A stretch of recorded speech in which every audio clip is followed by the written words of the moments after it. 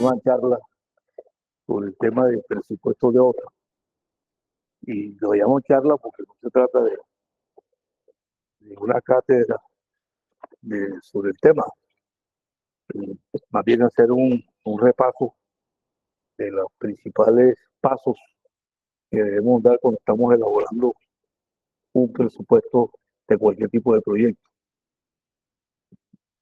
Me gustaría pues poder intercambiar con ustedes las opiniones y las preguntas que tengan en el momento que las requieran. Siéntanse con esa libertad. Si uno habla de presupuestos de obra, tiene que ubicarse inicialmente en los distintos ciclos de los proyectos. Ciclos que ustedes conocen, la idea, la prefactibilidad, la factibilidad, los diseños y la construcción. Dependiendo en qué momento del ciclo del proyecto estemos ubicados, el grado de acierto del presupuesto respecto al resultado final se irá afinando. Cuando tenemos una idea para desarrollar, cuando tenemos un problema por resolver, seguramente podemos tener también una idea de cuánto nos cuesta desarrollar la idea o cuánto nos cuesta resolver el problema en cuestión. Y como vamos madurando el proyecto, igualmente vamos madurando la forma en que nos vamos acercando al verdadero costo de las actividades que se vayan planificando.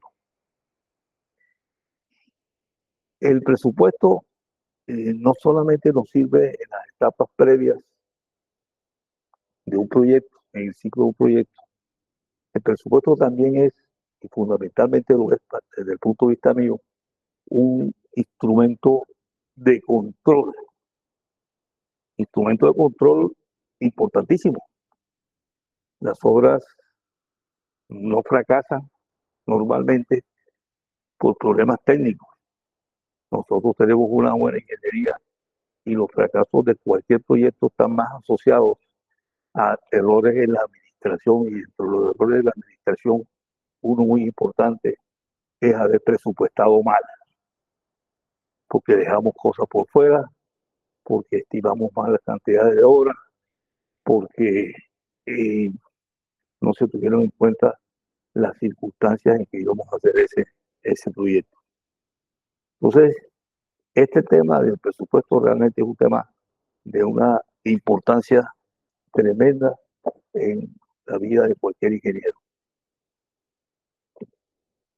Las empresas creen que la primera actividad que le deben poner a un ingeniero recién egresado, ¿usted ya terminaron o está en el último semestre? Ya terminaron. A un ingeniero recién egresado dice, los contratos los pongo residente de obra o lo pongo a que me haga presupuestos. Error. Error a ambas cosas. Para hacer un presupuesto de obra se necesita saber, se necesita tener experiencia. Para ser residente de obra, yo creo que ese podría debe tener más experiencia y debe conocer mucho más, y no se limite entonces a preguntarle al maestro de obra, maestro, ¿cómo se hace esto? Y terminan los maestros de obra dirigiendo la construcción de las obras. Yo creo que se debe llegar, en el principio de la vida de un ingeniero, a ser residente, pero no inmediatamente salido de la universidad. La residencia de la obra es clave para el éxito del proyecto. La palabra presupuesto dice, se puede decir que es un supuesto previo. Yo voy a alimentar mi base de datos o mi programa de presupuestos, lo voy a alimentar con una serie de datos, ¿no? Llamémoslo premisas, que en la medida que acertemos en la información con que vamos a trabajar el presupuesto, vamos a tener un resultado final. Los presupuestos no son de ninguna manera exactos, no es una ciencia exacta. Si ponemos una misma obra a todos los que estamos aquí presentes, a que nos hagan el presupuesto, con absoluta seguridad que no habrá ninguno igual al otro. Puede que estemos dentro de unos rangos, posiblemente, entre unos rangos sí, pero que dé exactamente el número, eso es un imposible. ¿Ya? Si nosotros a esas premisas, esos datos iniciales que le damos al presupuesto no son buenos, como en cualquier proceso industrial, si nosotros metemos datos basura, el resultado final es basura. Los procesos de desarrollo no afinan los datos.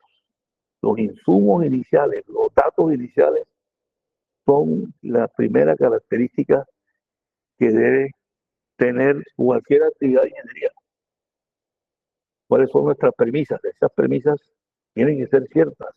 Esas premisas no pueden ser falsas, eh, no pueden ser acomodadas, tienen que ser ciertas para que aseguren en alguna medida la veracidad y la bondad del presupuesto. Ahí hay una anotación que me parece muy importante. Nadie puede presupuestar una actividad que no sabe ejecutar.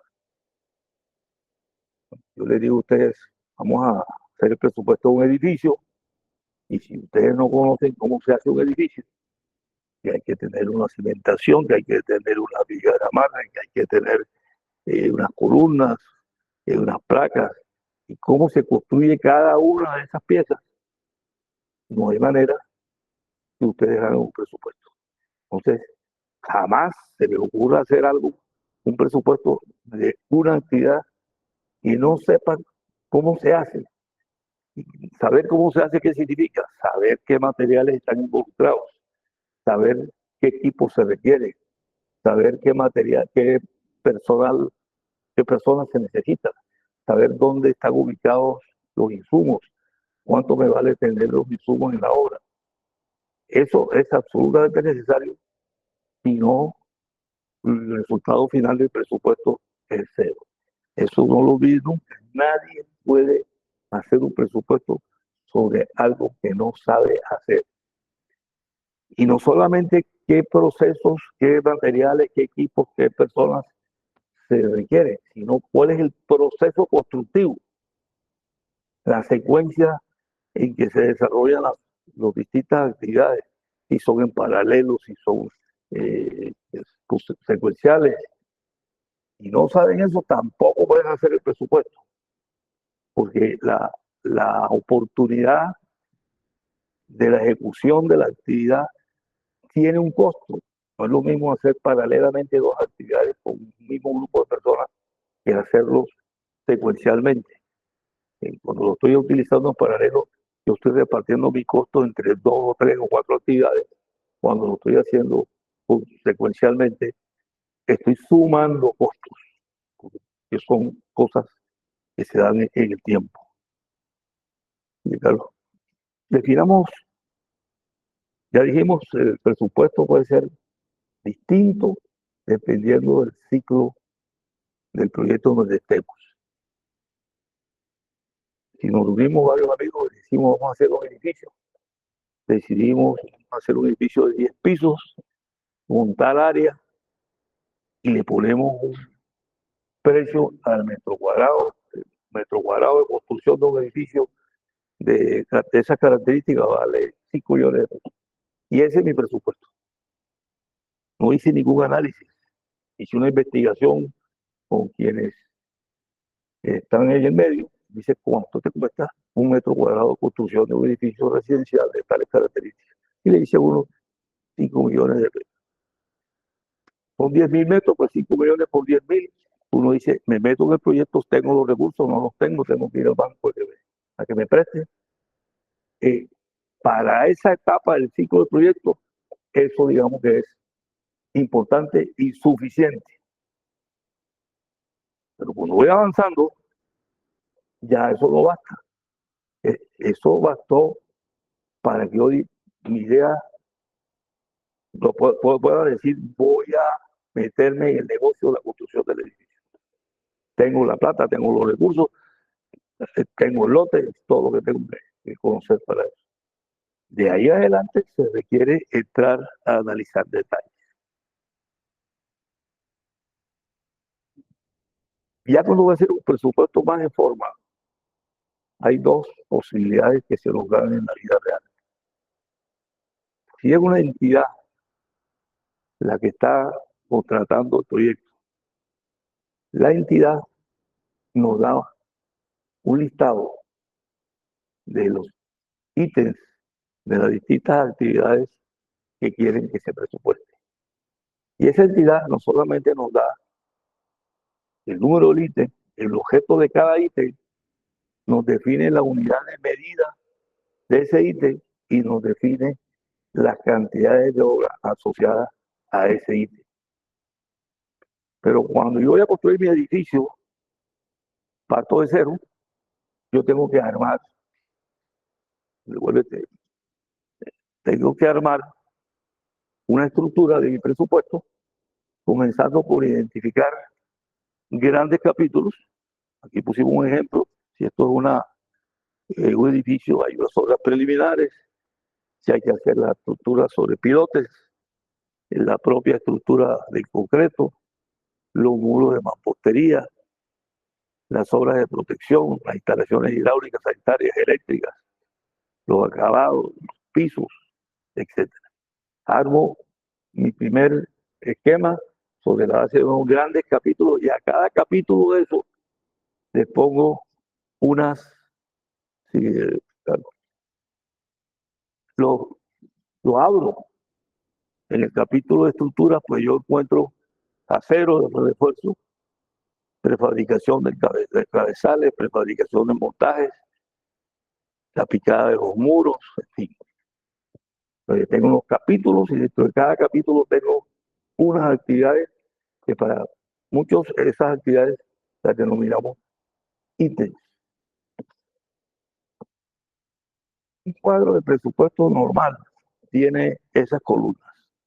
El número del ítem, la descripción.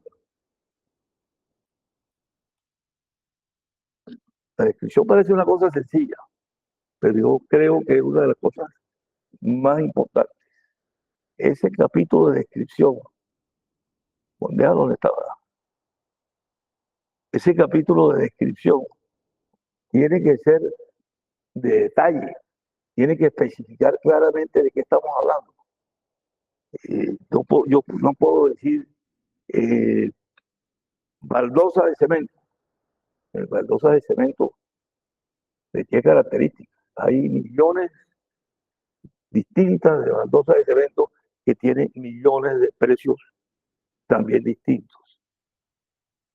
Entre otras cosas, si estamos trabajando en una licitación, es necesario que esa descripción nos ponga en igualdad de condiciones con los demás proponentes para que sean comparables.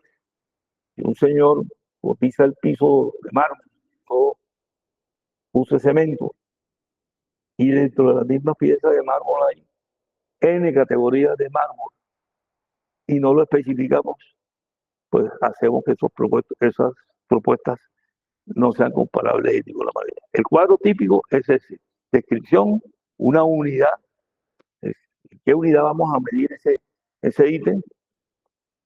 Una cantidad, y la unidad está clara. Y nosotros recibimos una cantidad y creemos que eso es la realidad. Si la entidad me dice que hay 100 metros cuadrados de un ítem, damos un copia contilla de que son 100 metros cuadrados. Yo pienso que ahí en ese momento nosotros necesitamos hacer un ejercicio adicional. Como los pliegos de condiciones, es una referencia, no solamente me pone la cantidad de ahí, sino que me entregan unos planos. Nosotros estamos en la posibilidad de calcular esa cantidad y verificar que esa cantidad que está normada ahí es verdadera, por lo menos aproximada. Y de ahí resultan, digamos, posibles estrategias incluso para licitar. Si en un proyecto me dicen que hay 50 toneladas de acero, los ellos muy claros, y mi cotización tengo que poner de 50 toneladas de acero. Yo no lo puedo modificar, digo que eso, primeras 4 condiciones no las puedo modificar. Yo le hice la cantidad y no son 50, son 10. Si la adjudicación depende del precio, parte de las condiciones es el precio. ¿Y qué debo hacer? Subir mi precio unitario, bajarlo estratégicamente. Bajarlo, ¿cierto? Yo lo bajo, que el que no certificó la cantidad usó el precio real que le dio. Pero a la hora de pagarle, si no le van a pagar las cantidades reales, construyen estrategias para que no haya decisión por precio. De lo contrario, si a la entidad se le olvidó un ítem, puso muy poca cantidad y son muchas de material, mi estrategia es la contraria. Le pongo el precio más alto que pueda para que en la licitación no afecte, pero a la hora de cobrar mi servicio, yo estoy cobrando 2, 3, 4 veces más de lo que eso vale en la realidad. Sí.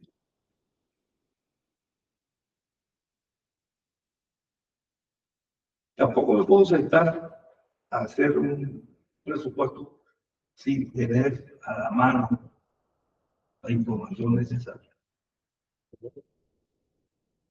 Si un presupuesto se sienta y cuando va a poner el primer número no encuentra el número que necesita. Entonces yo necesito una base de datos. Base de datos de los distintos componentes del costo. Los componentes del costo de cualquier ítem son esos 4. Equipo, materiales, transporte y mano de obra. Se repiten siempre. Pero yo debo tener en mi base de datos información sobre equipos, sobre materiales, sobre transporte y mano de obra. Todo el equipo, fíjate, qué tipo de equipo es, qué función va a desempeñar ese equipo en el contrato, cómo me van a pagar, cuánto me cuesta la hora de ese equipo, cuál es el rendimiento. Eso no lo vamos a encontrar en ninguna parte, eso solo va a dar la experiencia. ¿Dónde me van a colocar los materiales? ¿Qué tipo de materiales es? La descripción exacta del material, el precio unitario, quién es el proveedor, en la mano de obra, igualmente, si lo voy a pagar por destapo, lo voy a pagar por día de trabajo, por jornales, por comisiones, etc. ¿Sí? Bueno, hay unas, esto que están aquí a la izquierda, son publicaciones que tienen periódicas, que tienen precios de materiales, e incluso tienen análisis de precios de muchas actividades. Esas guías son esos guías. Yo no puedo fusilar lo que me diga Construdata para hacer la transición. Pero sí me ayuda.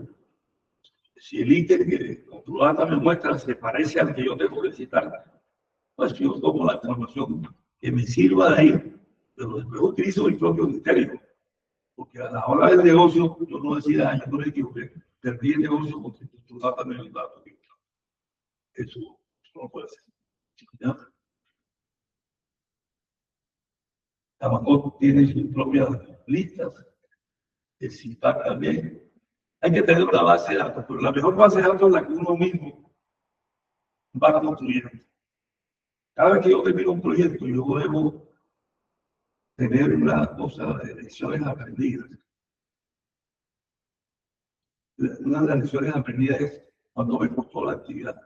¿Cuánto pagué realmente por los materiales? ¿Cuánto pagué realmente por los equipos? ¿Cuál fue el rendimiento real de los equipos? Puse 50 metros cúbicos por hora y resulta que en la práctica fueron 10. Si eso me sucedió, pues lógicamente estoy perdiendo dinero. Entonces, cuando se termina un proyecto, debe ir actualizando cada vez su propia base de datos y convertirlo en unos expertos que al final de los proyectos uno puede decir el presupuesto que hice comparado con resultado final tiene una desviación pequeña. Si la desviación es grande, quiere decir que el presupuesto no fue bien elaborado. Entonces, base de datos de materiales, todas las dice de qué unidad está y por las distintas categorías, no basta decir concreto de resistencia, de tipo, si es plástico, si es acelerado, si es fluido, o todo el cemento, todos los insumos, esa información la encontramos en CIPAG, cualquiera de esas bases de datos, pero debemos corroborarla y que nos sirva para negociar con el proveedor. Porque el precio que está en CIPAG es el precio, digamos, para el público normal, pero no vamos a hacer cemento, pero si voy a comprar 5.000, seguramente consigo una mejora, unos mejores precios. ¿Sí?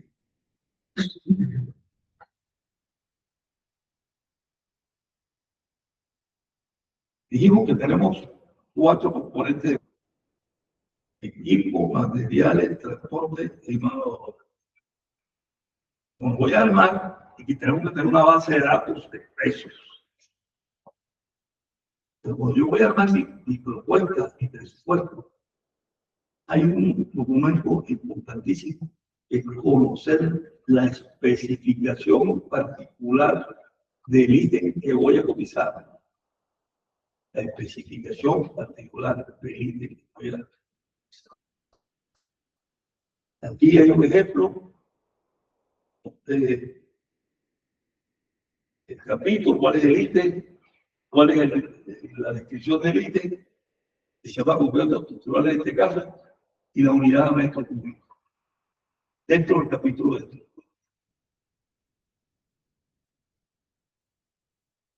Concreto tiene materiales.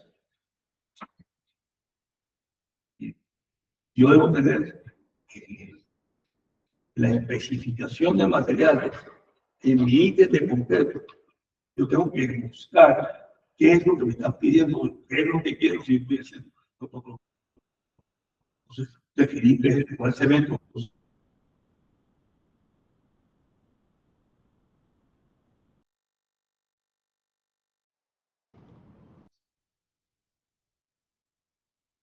Y ahí yo les diría qué agua se requiere, que el agua sea limpia, que no tenga impurezas.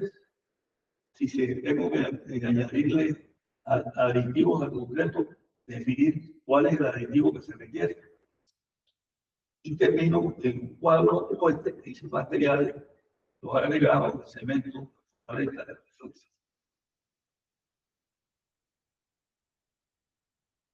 Y en el caso de los concretos, uno se acostumbra y dice, no, concreto de 3.000 PSI.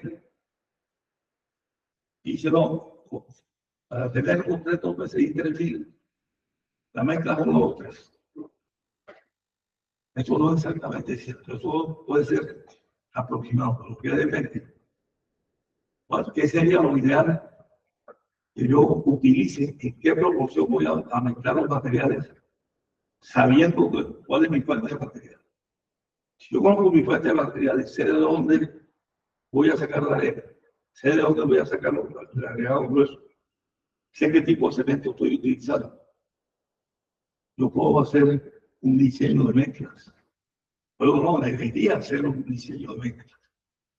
Porque la proporción de los materiales para saber exactamente la resistencia final de ese concreto depende de las características propias del material que voy a utilizar.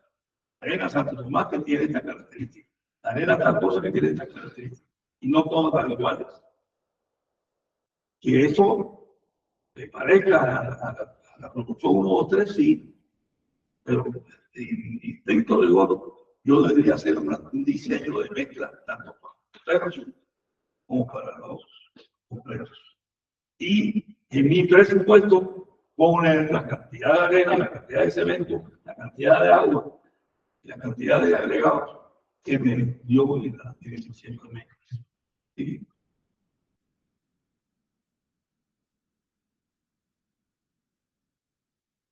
Las herramientas. Estoy en concreto estructural y tengo que saber, yo voy a hacer el concreto en la obra, lo voy a comprar.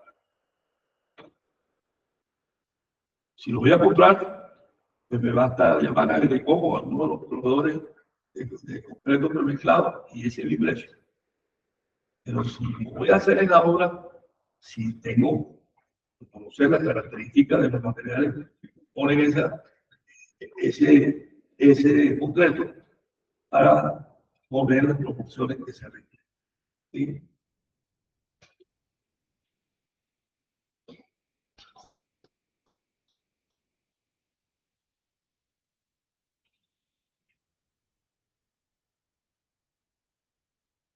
Llega una anotación sobre el transporte. Y el transporte puede tener mucha incidencia. Y me pueden vender la arena, me dicen, vale 50.000 pesos me preocupa. Porque tiene que decir dónde me van a entregar. Me van a entregar en boca de cantera, pues me la van a entregar en la boca. Si me la entregan en boca de cantera, yo tengo que añadirle a su precio cuánto me cuesta traer ese metro cúbico de arena desde la boca de cantera hasta la obra. Y si lo tengo que añadir, y para eso tengo ese componente del costo que se llama transporte.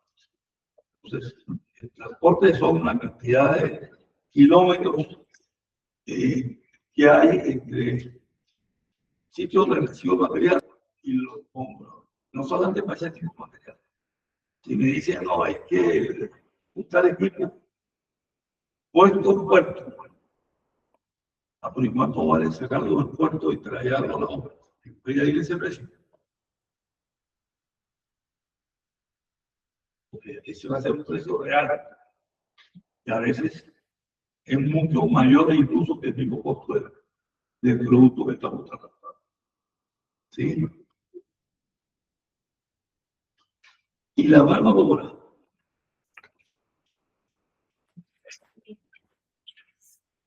Aquí en Barranquilla y en general de la costa.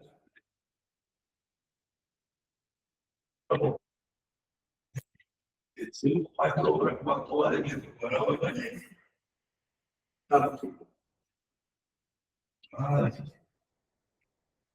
Y a pagarle 5.000 pesos por metro cuadrado de Cañete. ¿Y por qué pagamos así? Un poquito por nuestra idiosincrasia. Si estamos en Bogotá, estamos en el interior, estamos en Boyacá, tengan la seguridad que allá no pagan por destajo. Allá le pagan sueldo al oficial de albañilería, le pagan sueldo al ayudante de albañilería y controlan. Si nosotros hacemos eso aquí, ¿se imaginan ustedes lo que pasaría? Ahí es una cosa que duraría 2 meses, aquí no duramos 10 meses. Y eso está asociado también a controles que nosotros tenemos que hacer como residentes de obra. Si yo estoy pagando destajo, no me preocupa, ya yo definí el precio. El que está aplicando el pañete dice, yo me tengo que ganar 100.000 pesos diarios, con 16 metros cuadrados que haga el día, tengo mis 100.000 pesos diarios. Y no le importa nada. ¿Cuál es el control que debemos llevar nosotros en ese caso primordialmente? Control de calidad. Ahí se requiere el control de calidad, porque el tipo que no se quiere ganar 100.000, sino que se quiere ganar 200.000 el día, pues hacer todo lo que tenga que hacer para producir el doble en detrimento de la única cosa que él controla, la calidad. Calidad que respondemos todos nosotros. En el caso contrario, no es por destajo, sino por jornada. El control es otro. El maestrico parece de ahí. Agarra el rejo y empieza a darle rejo a ese tipo. Asegurarnos que los rendimientos que nosotros pusimos en nuestro presupuesto se cumplan al menos. Porque cada desfase en los rendimientos que pusimos en el presupuesto contra lo que es la realidad es un detrimento a la obra y al costo de la obra. Da pena decir eso, pero una cosa es aquí y otra cosa es en el interior. Traigan un pastuzo para que vean que esos tipos trabajan día y noche. Ahí dirán ustedes, pero es que acá que tenemos 45 grados, la sombra, la humedad, lo que quieran. Y el lunes la mitad de los carpinteros no aparece. Cosas así por el estilo.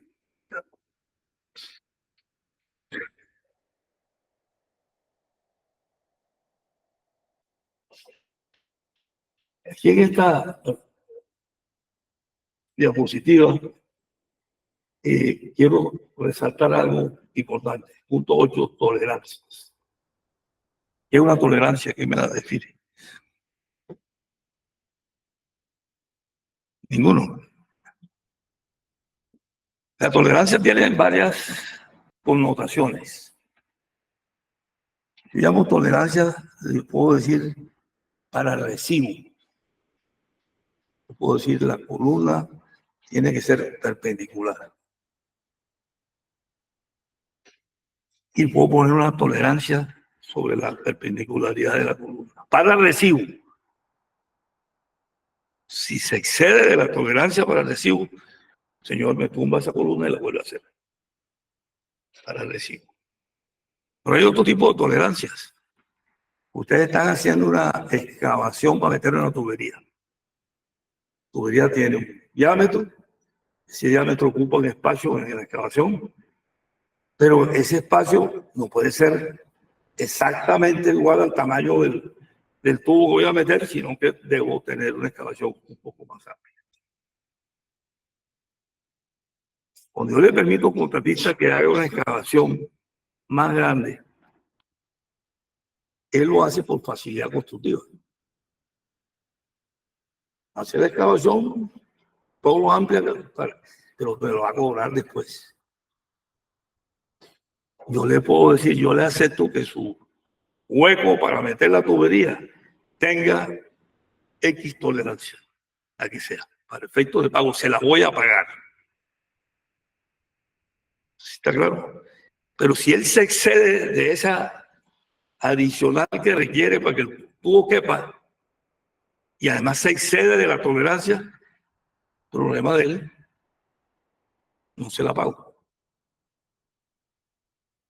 Estoy haciendo un dragado. Dice, se tiene que dragar 2 metros por debajo del nivel del lecho.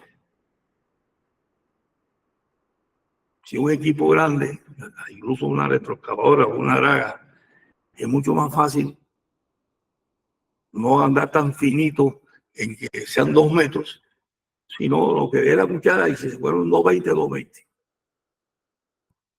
¿Cuánto le pago?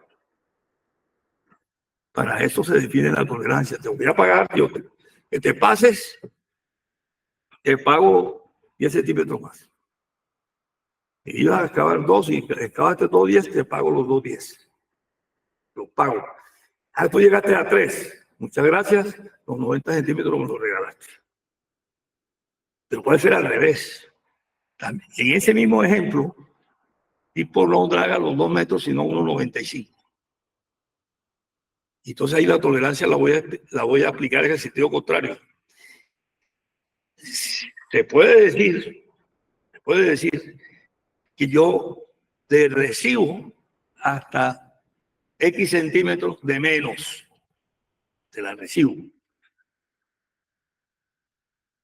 Pero no se la pago. Sí, se la hago un recibo de conformidad, pero a la hora de pagar no le pago los 2 metros, sino al 1,95 que hizo. ¿De acuerdo? Y esa definición de tolerancia no la podemos confundir con el término desperdicio. Desperdicio es otra cosa. Estamos hablando de tolerancias técnicas.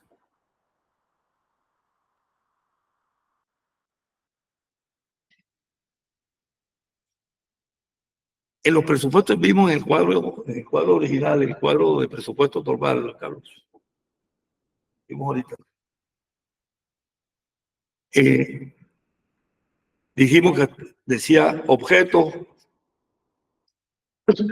unidad, cantidad, valor unitario, valor parcial, ¿cierto? En ese, por ejemplo.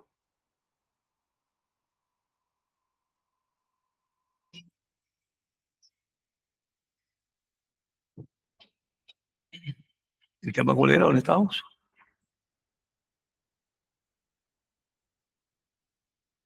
Ok. Ahora sí, devuélvete a cuadro. Fíjense que yo les dije ahorita, y es siempre así,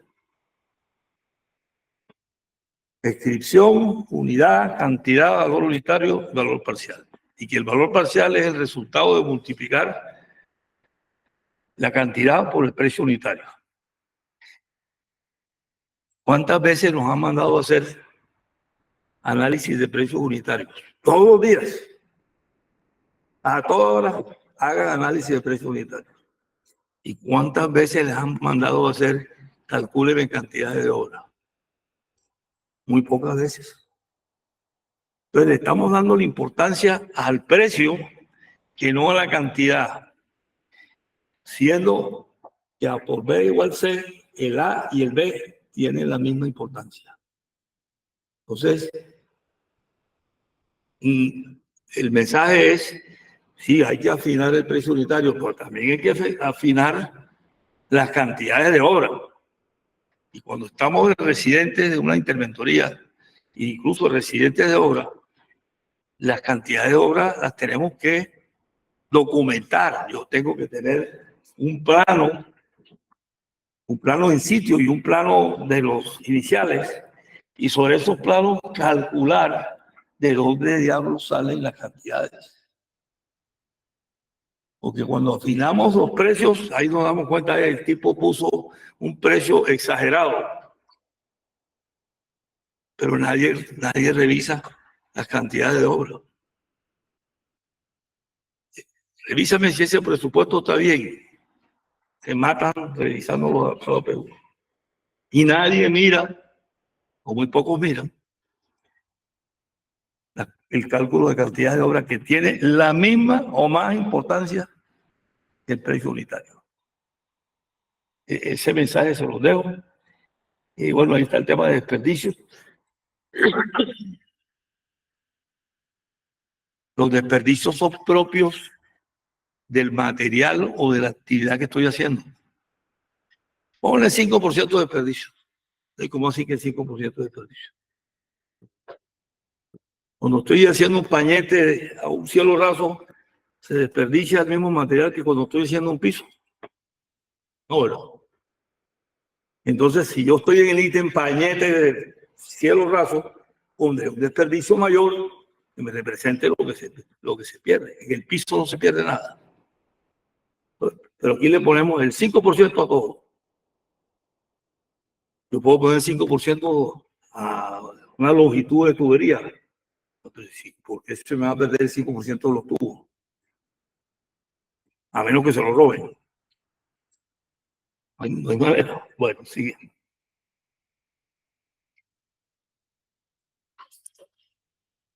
Ingeniero, una pregunta. Dime. En algunos casos, por ejemplo, usted dice que las cantidades uno las saca porque la mayoría de veces vienen en función.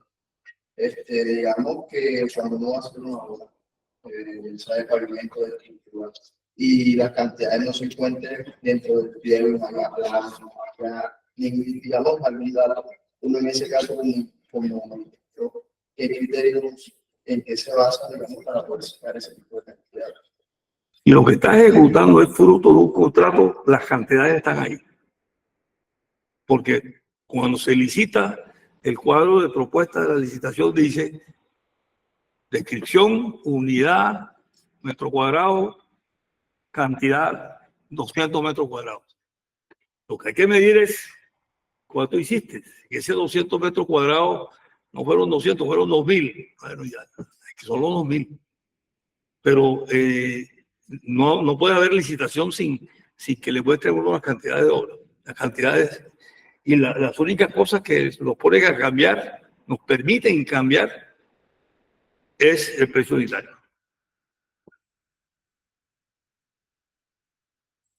Entonces aquí vamos a repetir una cosa que hemos dicho ya varias veces. Si yo sigo una secuencia, si tengo una base de datos, si tengo unos diseños bien hechos, si conozco claramente las especificaciones con que lo voy a construir, yo puedo armar un análisis de precios unitarios certero. Y eso me va a optimizar el uso de recursos y facilita, lógicamente, el control financiero del proyecto. ¿Sí? Ya esto lo he dicho también varias veces. Componente del costo es equipos, materiales, transporte y mano de obra. En equipos, hay equipos pesados y hay equipos, elementos de pala, picos, cosas de esas, herramientas. Hay materiales, pues son los insumos necesarios para el proyecto. El transporte, los costos asociados al traslado de los materiales y la mano de obra, la gente que está involucrada en la ejecución de la actividad. ¿Sigue? Este es un cuadro típico de un APU. Nos lo vamos a encontrar toda la vida en cualquier entidad. Eso son iguales prácticamente en todas partes. Este en particular tiene lo siguiente. Me define el ítem número 5, la definición, voy a decir que es el grupo de ajuste. En este caso, eso se está refiriendo cuando hay contratos en donde hay reajuste de precios. Y el reajuste de precios está dividido por grupos. No todos los grupos suben en la misma cantidad de costos. Entonces se define el grupo de ajuste, la unidad en que voy a medir y la cantidad. Aquí estoy añadiendo, me estoy trayendo un dato de allá del cuadro inicial donde me dice que hay 200 metros cuadrados de pavimento. Entonces ahí pongo los 200. Hasta ahí es absolutamente informativo. Lo saco de él. Pero aquí para adelante eso es lo que yo tengo que llegar. ¿Qué equipo? En los equipos, ejemplo, una excavadora, voy a hacer una excavación mecánica y tengo una retroexcavadora. ¿Cómo se paga el equipo? Por hora, ¿cierto? Pero mi ítem no se llama hora. Mi ítem se llama metro cúbico. Entonces yo tengo que llevar ese dato de la hora que me cuesta la retroexcavadora. La tengo que llevar no por hora, sino cuánto vale un metro cúbico por concepto de la retroexcavadora. Entonces, ¿qué tengo que hacer? Introducir varios temas ahí o subtemas. Tengo que conocer, quédate ahí donde estabas, tengo que conocer el costo horario del equipo.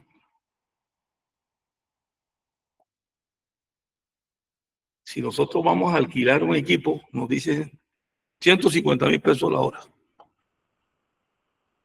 No me interesa más nada, voy a pagar 150,000 pesos la hora. Pero que me está alquilando el equipo, ¿de dónde sacó el 150,000? No, el 150,000 horas, ¿de dónde lo saca el tipo que me está proveyendo la retro?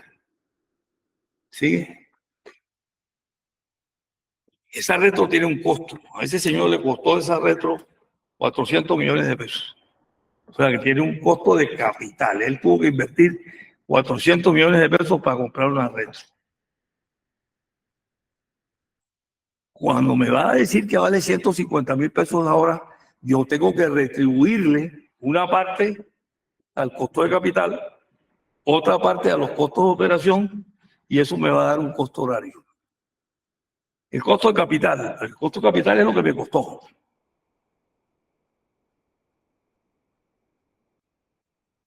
La plata se deprecia, los equipos se deprecian, tengo en cuenta la depreciación, tengo en cuenta el valor de la plata, el interés de capital, y tengo en cuenta que tengo que pagar unos seguros, unos impuestos, etcétera, almacenaje. Y hasta ahí la red está parqueada ya con patio. Pero cuando lo llevan a la obra, tengo que añadirle los costos de operación, las reparaciones, el combustible, el aceite, los repuestos y el operador. Con esos datos yo calculo un costo horario. Yo puedo decir, la hora de retroexcavadora vale 150.000 pesos. ¿Sí? Donde hay un dato de toda la información que necesita para los datos de entrada, que también los necesitamos. ¿Sí? La depreciación, hay muchas fórmulas contables para depreciar algo. Hay una depreciación lineal. Ya estas cosas ustedes seguramente la vieron en financiera. La más fácil es la línea recta, es en función del tiempo. El equipo me costó 400 millones de pesos, pero yo tengo que tener un dato adicional. ¿Cuál es la vida útil de ese equipo? La tengo que estimar. 2.000 horas. Bueno, yo divido los 400 millones de pesos entre las 2.000 horas que tiene de vida útil y me da el valor de la hora por concepto de capital, ¿cierto? Me costó 400 millones de pesos, la vida útil son 2.000 horas. El costo de capital asociado al costo horario es 400 millones de pesos entre las 2.000 horas. Y a eso le calculo la depreciación y las demás cosas. ¿Sí? Bueno, el interés del capital. El capital, si yo esos 400 millones de pesos, en vez de utilizarlo en la compra de un equipo, lo utilizo en una inversión financiera, pues esa plata me produce. A mí no se le añado ahí al interés de los 400. ¿Cuánto me producirían los 400 millones de pesos que los metí en un fondo de inversión en vez de comprar el equipo? Los impuestos, los seguros, los seguros valen aproximadamente el 2%. Y el resultado de todo eso me lleva a tener el costo de una hora de motonivelador, de retroexcavador. ¿Sí?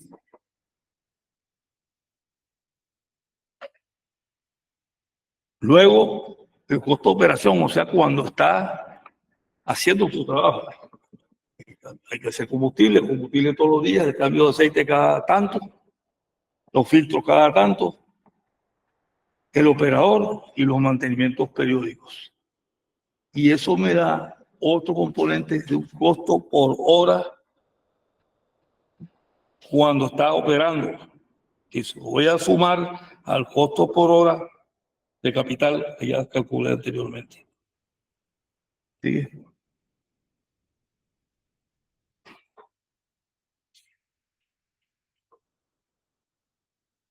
Yo tengo un costo capital, ya calculé un costo horario, pero además tengo que saber cuál es el rendimiento de mi equipo en la unidad que me dan a pagar. ¿Qué es eso? ¿Cuántos metros cúbicos de esa retro es capaz de hacer en una hora? Ese es el rendimiento.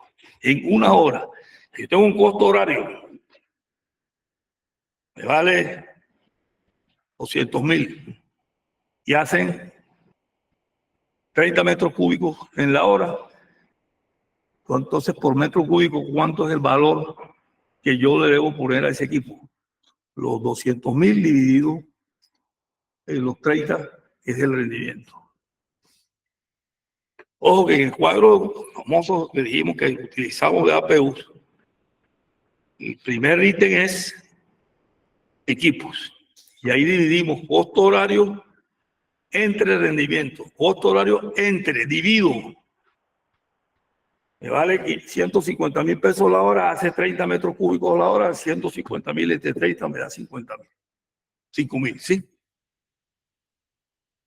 ¿Por qué hago la advertencia? Porque cuando voy al siguiente capítulo, que es materiales, yo estoy haciendo un levante de un muro y digo un bloque de cemento de 30 por 20 por 40, lo que sea. Para hacer un metro cuadrado yo necesito 12.5 bloques, ¿cierto?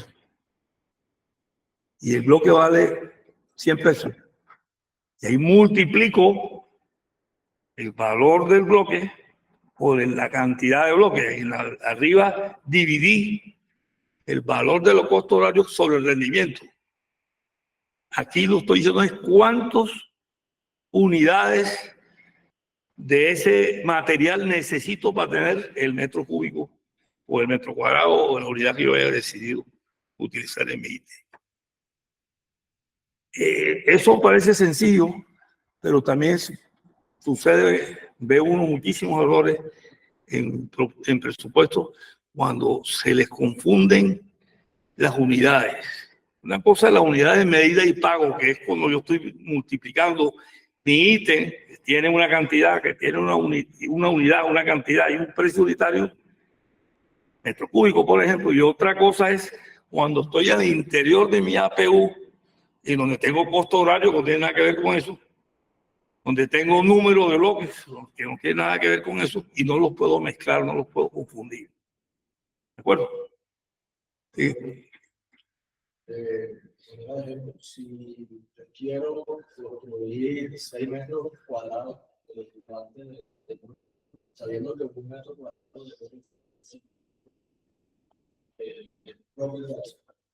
para yo sacar el rendimiento hora, los oficiales, ¿cómo lo interpretaría yo con la posibilidad? Sí, eso es una buena pregunta y es aplicable a cualquiera de los ítems. Pongamos la maquinaria y sigamos con que tenemos una retroexcavadora. La retro hace 30 metros cúbicos de excavación por hora. Pero en mi proyecto no hay 30 metros cúbicos de excavación, sino 15 apenas. ¿Qué rendimiento pongo cuando estoy haciendo el análisis de presión? Me olvido de que la retro tiene la capacidad de hacer 30 metros cúbicos de hora, pero allá en la obra no hay 30 metros cúbicos, solamente hay 15. Y yo voy a tener que pagar los 150.000 pesos que me cobra el dueño. Entonces mi rendimiento ya no son los 30, sino los que realmente hay. Por eso la importancia de que tengamos claras las cantidades. Igual ejemplo, el que acabas de poner tú, es respecto a la obra. Si un albañil hace 16 metros cuadrados al día, un oficial como ayudante, y apenas hay 10, pues cuando yo esté calculando el precio de mano de obra de esa cuadrilla, pues lo tengo que ir entre 10 y no entre 16, ¿de acuerdo? Es aplicable a cualquiera de las 4 componentes de costo. Yo antes aplicaba a 2 trabajadores en un área de 8 metros cuadrados y era con el distribuidor que no te quitaba con una capa de la.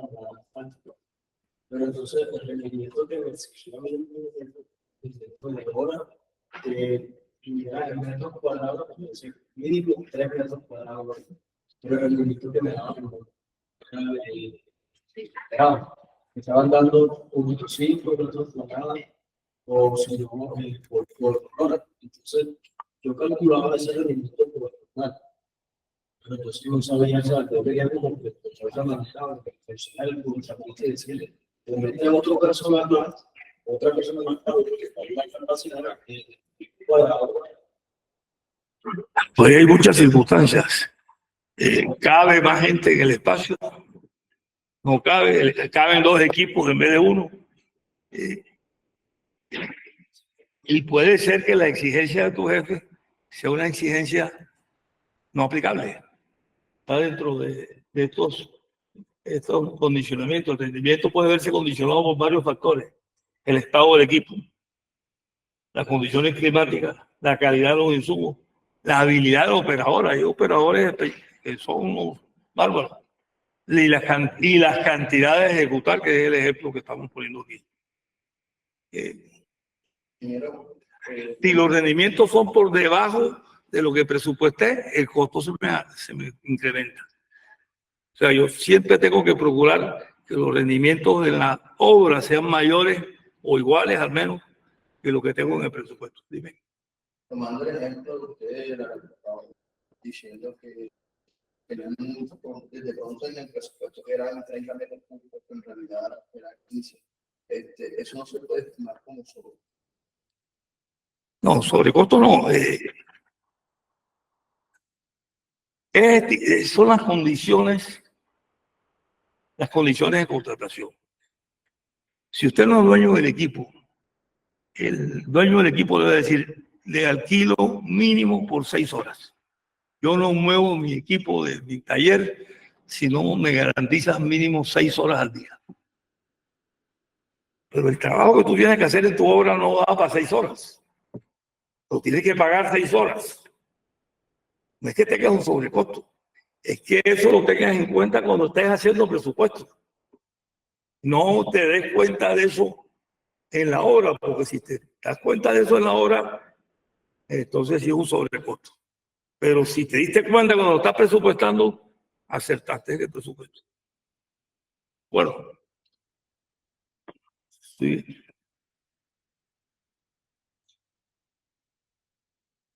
Entremos un poquito aquí en detalle de los mismos 4 componentes. En aquel listado inicial que hicimos. Ahí, en ese listado pueden aparecer elementos simples o elementos compuestos. ¿Cuáles son los elementos compuestos? Un concreto, que es el resultante de mezclar cemento con agua, con arena, con triturado, es un elemento compuesto. El cemento, el triturado, el agregado fino, es un elemento simple. Así de claro. Y adicionalmente, también aparece una cosa nueva ahí. En donde pongo, por ejemplo, una formaleta. La formaleta no se va a quedar en la obra. Además, tiene varios usos.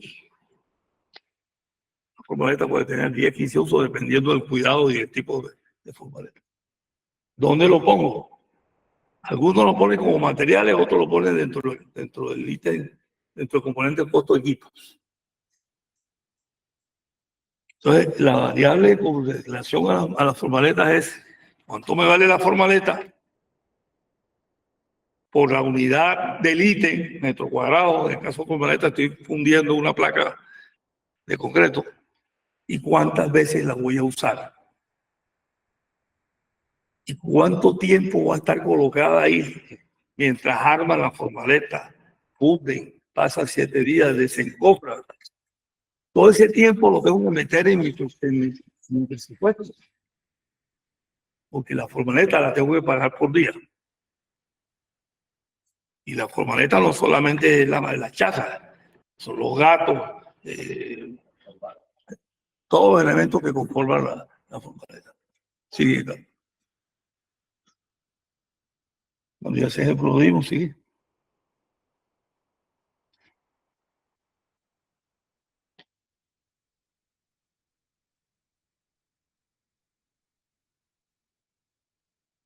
Hoy día que proliferan las empresas que suministran concreto ya hecho, casi todos terminamos utilizando los materiales, los concretos premezclados.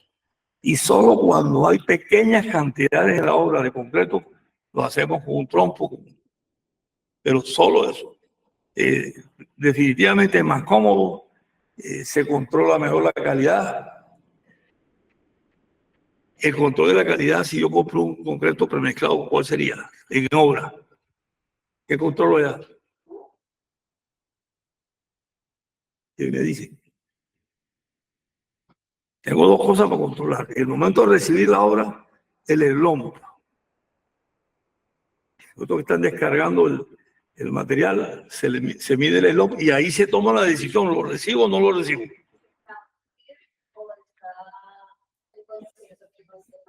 Lo recibo, llévatelo porque no me dio el eslom, hasta luego. Y un control posterior, que comienza ahí en el momento que se funde, es los cilindros que se toman para romperlos después y obtener la capacidad de la compresión.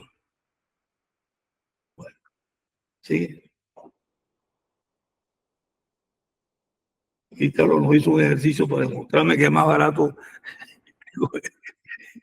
que es más barato comprarlo que comprarlo hecho que no, sí.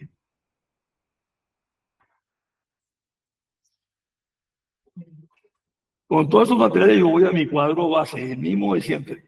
El ítem, la descripción, la unidad. En el que mostramos ahorita tenía otra cosa ya que decía cantidad. Ahora, hay ítems que en un presupuesto tienen un mayor peso porcentual. Ver 100 ítems, pero dos de ellos suman el 60% del valor de la obra. A esos dos tengo que ponerle la lupa y lo que no es la lupa. Ahí no me puedo equivocar. Si pesa el punto 005 en el presupuesto, aguanto la caída. Pero si me equivoco en los ítems representativos, que se llaman así, en los ítems representativos no puedo equivocarme. Y esos ítems representativos son los que tienen un mayor peso porcentual en el valor total del presupuesto. Hay entidades que para licitaciones de obra y a la hora de evaluar solamente miran los ítems representativos. Usted dice, los ítems representativos son el 8, el 25 y el 40. Y sobre eso hacen su evaluación. El resto de ítems no importa.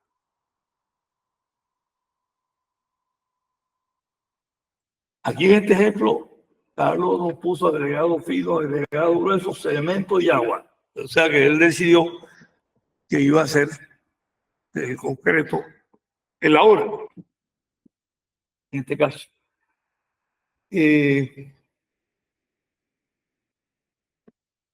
Lo demás es lo mismo, unidad, costo unitario, cantidad y valor total. La cantidad en el caso de los materiales, ya lo dijimos ahorita, el diseño de mezcla. Y aquí estamos hablando ya del ítem, ya no estamos hablando del elemento compuesto concreto de 3.000 libras, estamos hablando del ítem que se llama ¿cómo? Concreto estructural, que puede ser para columnas, que puede ser para vigas, que puede ser para dinteles, etc. ¿Sí?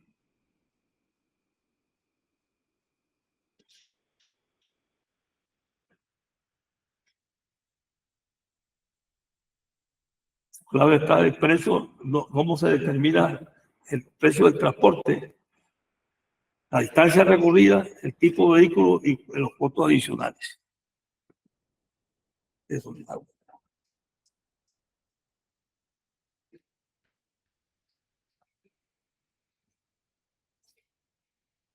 Entonces,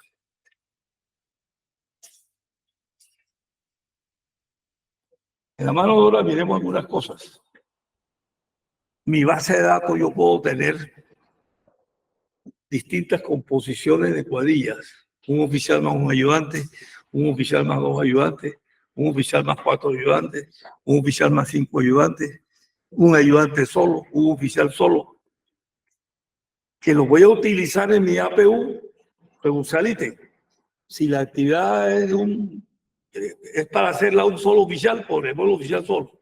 Y no buscamos el tipo de cuadrilla que se adapte a la... Nos estamos fundiendo un concreto, pero obviamente la cuadrilla es una cuadrilla mucho más grande. El que prepara la mezcla, el que la carga, el que la lleva, el que la mezcla en el sitio.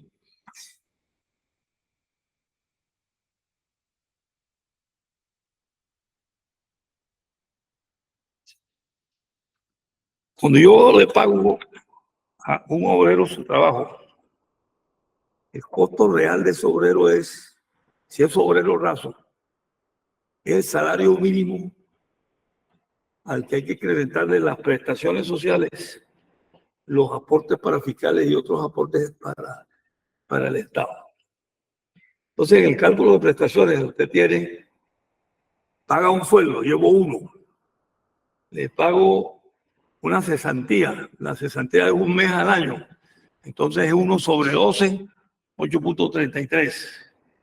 Le pago unas vacaciones cada semestre de 15 días, o sea, un mes al año, 1 entre 12, otra vez 8.33.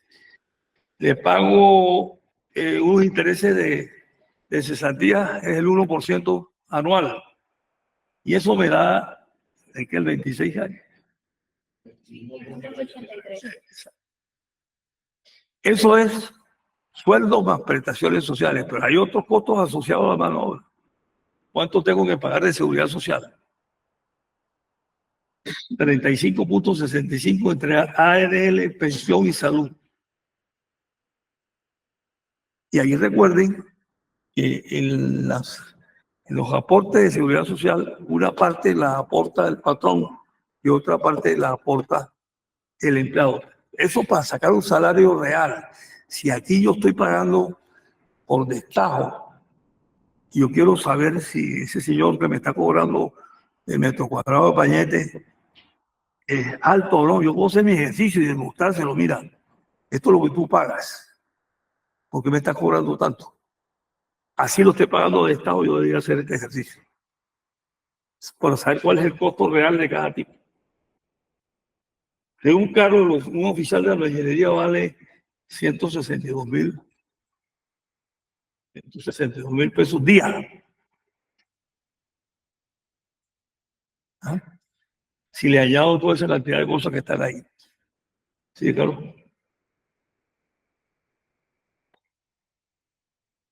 Finalmente, hay unos gastos de administración. Y ahí hay un depende. Ahí dice talento humano, el director de obra, el residente, el profesional de SST, el mensajero, etc. Y yo, en mi análisis de precios unitarios, no incluí esos personajes, que los podría incluir. Quiere decir que ese costo para mí se convierte en un costo de administración de obra, que lo tengo que añadir después. Cuando yo estoy haciendo un análisis de cualquier ítem, y si yo quisiera decir que el director está todo, bueno, para ese ítem la dedicación del director es tanto, lo estoy incluyendo en mi presupuesto y no lo pongo aquí. Pero también puede haber otros ejemplos. El cerramiento de la obra. Puede que exista un ítem que se llame cerramiento de la obra. Si el ítem existe, pues me lo van a pagar allá dentro de los ítems. Pero si no existe y yo tengo que hacerlo, es un costo administrativo que me tienen que pagar. Y se lo incluyo. Campamento, oficina, todas esas cosas. Y hay otros más. Los costos para que la empresa tenga vida. Para que la empresa tenga vida, yo tengo unos costos operacionales, la oficina, el aire acondicionado, el mensajero, absolutamente todo. Y yo le cargo a ese contrato un porcentaje dependiendo del valor de la obra comparado contra mi facturación completa en el año. Y esto que está aquí, costo total de la administración sobre el total de costos directos. ¿Sí?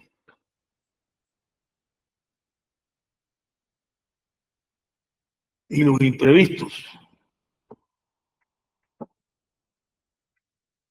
Los imprevistos tenemos que tratar de reducirlos a cero. ¿No? Y nosotros los contratistas creemos que los imprevistos es un derecho nuestro y que tenemos que cobrarlo, que tenemos que ponerlo más alto que nos acepten. Hasta el día en que nos digan, pruebe que usted se gastó sus imprevistos. ¿Qué está pasando ahora?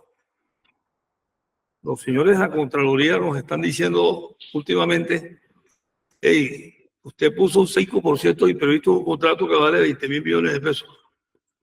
20.000 por el 5% da 1.000. Muéstreme cuáles fueron, en qué invirtió usted los 1.000 millones de pesos. Si no me lo demuestra, me lo devuelve.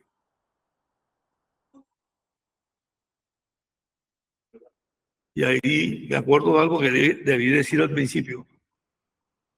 Los presupuestos también tienen que ver mucho con el tipo de contrato. Y hemos dedicado un rato larguito a un contrato típico de precios unitarios. ¿Sí? A mí me contratan por precios unitarios y eso lo multiplico por una cantidad de horas y eso me da el valor. Pero hay otra cantidad de precios, de tipo de contratos, de administración delegada, por ejemplo. El contrato a precio alzado, a precio global. Esos precios, esos tipos de contratos nos hacen mirar el presupuesto con otros ojos. Y yo voy a contratar por precio unitario, ya le hemos dedicado tiempo y ya sabemos cómo es. En la administración delegada, ¿en qué consiste un contrato de administración delegada? El propietario contrata a un ingeniero y le dice, tú vas a comprar a nombre mío. O sea que el riesgo de precios de los materiales, de los equipos, de la mano de obra, de los 4 componentes de costo, lo va a subir directamente el propietario del proyecto, solo que lo va a hacer a través de un ingeniero que se va a ganar un porcentaje de los costos que por ahí pasen. ¿De acuerdo? Pero eso no significa que yo lo haga mi presupuesto. Lo que está pasando aquí es que el riesgo de un incremento de costo de cualquiera de los componentes de costo los está asumiendo directamente el propietario y no el contratista, y no el ingeniero. Y por eso el ingeniero se gana un porcentaje menor, que puede ser del 8 o del 10% sobre el valor total. Si voy a contratar a precio global, no, dame el edificio, eso vale 5.000 millones de pesos. ¿Será que no tengo que hacer presupuesto? Pues también tengo que hacerlo. A ver de dónde diablo salió de 5.000 millones de pesos. ¿Ah? Y las características de cada uno que lo define es el riesgo. En la suma global, el riesgo total es del contratista que dice, me caso con 5.000 millones de pesos, pase lo que pase. Estoy poniendo un gran riesgo. En la administración delegada no corro riesgos de esa naturaleza. Esos riesgos los corre el dueño. Y el precio unitario pareciera ser lo más justo, lo más recomendable para las partes. Pero siempre tengo que hacer el presupuesto. Dije, Carlos, ya terminaste, todavía casi. A la utilidad. Normalmente esa es la utilidad que obtenemos los ingenieros en un proyecto constructivo entre el 5 y el 7%. Y esa variable se la aplico a la sumatoria de los valores parciales por el A, que es la administración que ya vimos ahorita, por el I, que es los imprevistos, y por la U, que es la utilidad.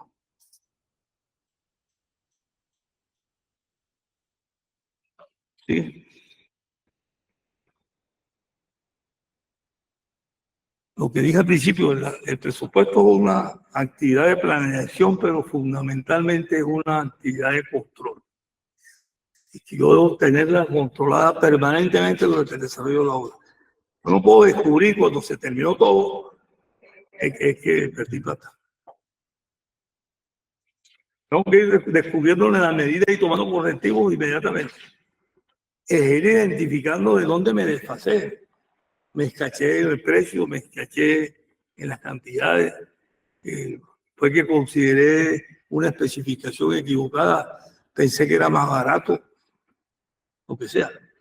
Pero ese control significa una comunicación clara, permanente entre el residente que está en la obra y la gente que está en la oficina recibiendo la información para pagar los gastos de ese proyecto. ¿Sí? Ahí acabamos. Si tienen alguna pregunta, muchas gracias. Perdonen el resumen que he tratado de hacer aquí. Dime.